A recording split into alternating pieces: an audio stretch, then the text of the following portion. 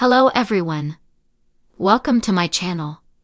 Today, Emmerdale confirms who wins in Crowley and Kim Cash battle. Emmerdale has aired an iconic epilogue in the battle between greedy Dar Crowley and Kim Tate, with the home farm matriarch coming out on top in a double-crossing twist. As the village was mourning Nate Robinson on his funeral, Joe Tate had something else on his mind. Last week, Crowley managed to get his hands on Joe's fortune after kidnapping him and threatening to undo his kidney transplant. Now, Joe had reluctantly been helping Crowley to con Kim out of her money, pushing her to invest in a solar panel company. In tonight's hour-long episode, Kim sensed Joe had been on edge and checked in on him.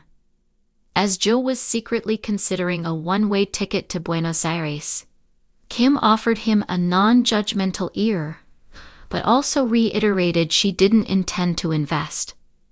As she was speaking, a tormented Joe was holding the tranquilizer injection Crowley had given him so he could immobilize Kim, conflicted about whether to follow the villain's orders.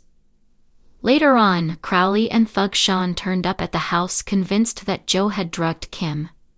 Pressured by the surgeon, Joe said he couldn't use violence on Kim to force her to share her bank details, leaving Crowley to do the dirty work. Crowley rushed upstairs, being revealed as Kim's mystery man, Eddie. Joe warned Kim that Eddie wasn't even his real name, with the surgeon being exposed as a scammer who got close to Kim to get her money. As he readied to use his set of scalpels on Kim, she told him, "I'd rather die than give anything to you." Crowley proceeded to grab a blade. As soon as he held it against Kim, she seemingly caved to his requests. However, Kim's weakened state was just an act. She waited for Crowley to lean over just close enough so she could inject him with his own tranquilizer. A stunned Crowley asked her what she was doing, with Kim standing up rapidly and coldly replying, "Just giving you a taste of your medicine." A confused Crowley ordered Sean to step in, but the thug announced he was now working for Joe again. "They pay better," he simply said. As Crowley collapsed on the bed, Kim reminded him who was boss.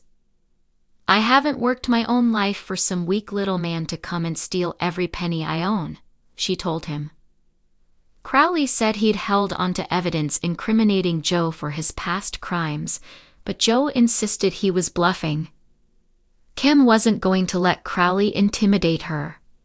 She told Sean to extract the details of the doctor's deposit box from him with whatever means necessary. She insisted Sean use extra care to ensure Crowley was never to mess with them again. "If you even try, they'll never find your body," she told the doctor. Later on, Joe apologized to Kim for lying to her. "I didn't have a choice," he said to an unimpressed Kim.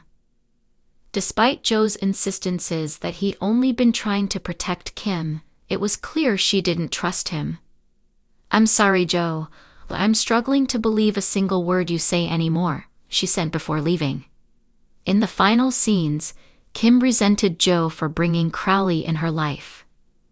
"This is all on me, and I'm so sorry," Joe said, but Kim still seemed on the fence about him. "Now we're back at square one," she said, with Joe promising he'd work hard to earn back her trust.